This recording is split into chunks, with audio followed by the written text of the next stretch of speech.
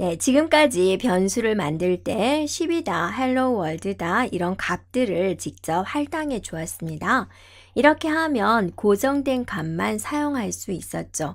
그런데 매번 다른 값을 변수에 할당을 하려면 어떻게 해야 할까 한번 살펴보도록 하겠습니다.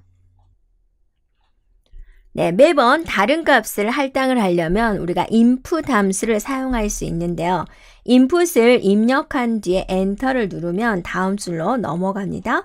이 상태에서 여러분이 hello world를 입력한 다음에 엔터를 쳐보세요. 그러면 입력한 문자열이 그대로 출력됩니다. 자, 한번 해볼까요, 여러분? 네. 자, 파이썬 프롬프트 상태에서 input이라고 쳐보세요. 네, 가로 열고 닫고 자, 엔터 치겠습니다. 엔터.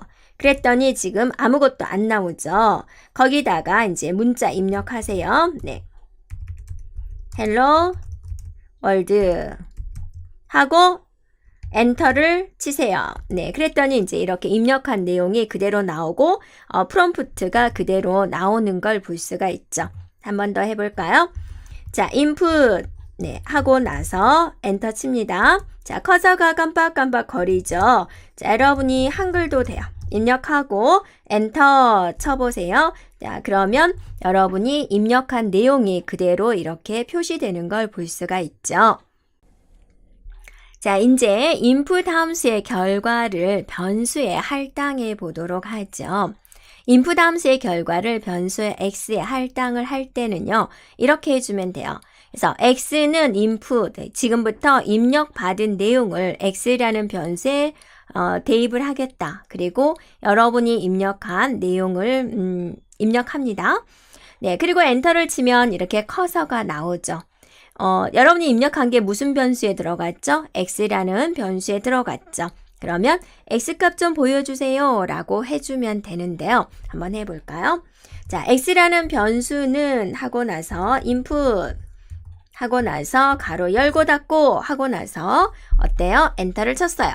그러면 지금 프롬프트가 없는 상태에서 커서가 깜빡깜빡 거리죠. 네, 그러면 내용을 입력합니다. 헬로 월드.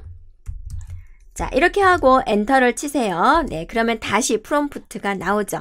방금 여러분이 입력한 내용이 어디에 들어갔어요? x라는 변수에 들어간 거죠. 자, x값 좀 보여주세요. x 하고 엔터 치면 입력한 내용이 이렇게 나오는 걸 볼 수가 있죠. 되었나요?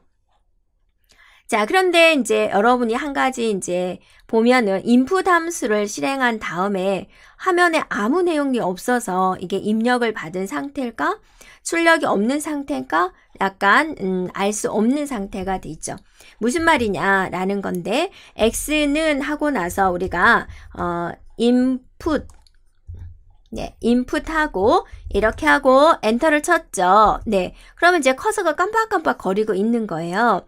네, 그래서 이게 입력을 해라라는 상태인지 출력이 없는 상태인지 알 수 없다라는 거죠. 네, 그래서 이거를 이제 좀 수정을 해보자 해서 이제 우리가 어떻게 표현하는 게 좋냐면은요.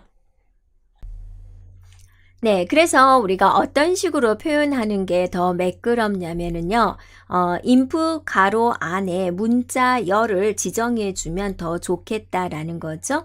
변수는 하고 나서 input하고 문자열을 넣어 줍니다. 예를 들어서 x는 하고 나서 네, input 가로 열고 자, 내용을 이제 입력을 해 보겠습니다. 그래서 자, 문자열을 입력하세요. 이렇게 해주고 한 칸 띄워주는 게 더 좋겠죠? 따옴표 맞고 가로 맞고 네, 엔터 쳐볼게요. 네, 그러면 커서만 깜빡거리는 게 아니라 이렇게 안내문이 나오고 커서가 깜빡거리니까 일반 사용자가 봤을 때 어때요? 더 이해하기가 좋죠. 그러면 이제 내용을 입력하는 거죠. 네.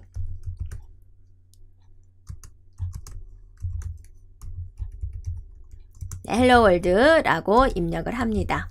이렇게 됐죠? 엔터 칩니다. 그럼 됐죠? x가 기억하고 있는 값은 무엇일까요? x를 쓰고 엔터를 치면은 x의 기억된 값을 보여주게 됩니다. 자, 그렇게 문자열을 입력한 뒤에 이제 엔터를 치면은 우리가 입력한 값을 그대로 출력할 수가 있고요. 이 문자열은 우리가 스크립트 파일 사용자에게 입력받는 값의 용도를 미리 알려줄 때 사용합니다. 자, 다른 말로는 이거를 뭐라고 부르냐면 이제 프롬프트다라고 합니다. 그래서 파이썬 프롬프트 이 기호와 같은 의미를 갖는다라는 거죠. 그래서 파이썬 프롬프트에는 이 기호가 나오고 여기서 커서가 깜빡거리는데 인풋 안에 이렇게 문자열을 입력하니까 문자열을 입력하세요 나오고 나서 이 부분에서 커서가 깜빡깜빡거린다라는 의미가 되겠습니다. 자, 이제 우리가 이제 응용을 해가지고요. 숫자 2개를 입력받은 다음에 두 숫자의 합을 구해보도록 하겠습니다. 친절하게 첫 번째 숫자 입력하세요. 두 번째 숫자 입력하세요. 라는 멘트를 주고요. 네, 그것의 값을 출력해 보도록 하겠습니다.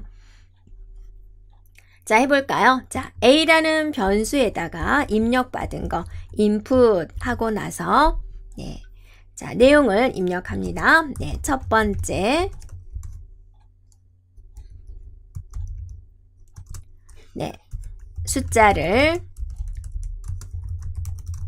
입력하세요 라고 쓰겠습니다. 네, 됐죠? 자, 엔터 치겠습니다. 네, 그러면 이제 첫 번째 숫자 입력하세요 라고 커서가 깜빡깜빡 거리고 있죠. 자, 10을 입력을 하고 엔터를 치겠습니다. 이제 B라는 변수입니다. B라는 변수에는 B는 또 입력 받겠습니다. input 하고 나서 이제 두 번째 숫자를 입력하세요 라고 하도록 할게요. 이렇게 그리고 엔터를 칩니다. 그러면 두 번째 숫자를 입력하세요 라고 이제 커서가 깜빡깜빡 하죠. 그럼 여기다가 20을 쓰고 엔터를 치겠습니다. 자, 출력해 주세요. 프린트. 네. 자, 프린트하고 나서 A 더하기 B를 출력해 주세요. 그랬어요. 자, 아직 엔터를 치기 전이에요. 여러분, A가 10이고 B가 20이에요. 그러면 A 더하기 B는 무엇일까요? 네, 30이에요. 라고 생각할 수 있겠죠. 그런데 엔터를 쳤더니 뭐가 나오는 거예요? 1020이 나오는 거예요. 즉, A하고 B가 붙여서 출력이 되고 있군요. 자, 이게 무슨 의미일까요? 한번 살펴볼게요. 자, 10 더하기 20의 결과가 30이 나와야 되는데 1020이 나왔다라는 거죠. 이 결과는 무엇을 의미하냐면 인풋에서 입력받은 내용은 항상 문자열이기 때문에 그렇습니다. 그래서 10이다, 20이다. 우리 눈에는 겉모습에는 숫자이지만 실제로는 문자열인 거예요. 그래서 10과 20을 연결해서 1020 이렇게 나오게 됩니다. 한번 확인해 볼까요? 지금 여러분이 앞에서 A에다가 입력받고 B에다가 입력을 받았죠. 그러면 자, 형태를 알아보는 거 타입이 있었죠? 타입 A 해보세요. 그러면 string str이라고 보이죠? 자, 타입 또 B 해볼까요? 타입 B 해보세요. 네, 엔터. 그러면 string이다 라고 나오죠. 다시 한번 간단하게 우리가 A는 input 했어요. 그럼 여러분이 커서 깜빡거립니다. 10을 한번 입력을 해볼게요. 엔터. 됐죠? 자, 타입 한번 줍니다. 타입 A, A의 타입은요? 라고 주면은 이렇게 스트링입니다. 문자열 형태입니다. 라는 걸 알 수가 있죠. 그래서 우리가 인풋으로 입력받은 것은 항상 뭐다? 문자다 라는 겁니다.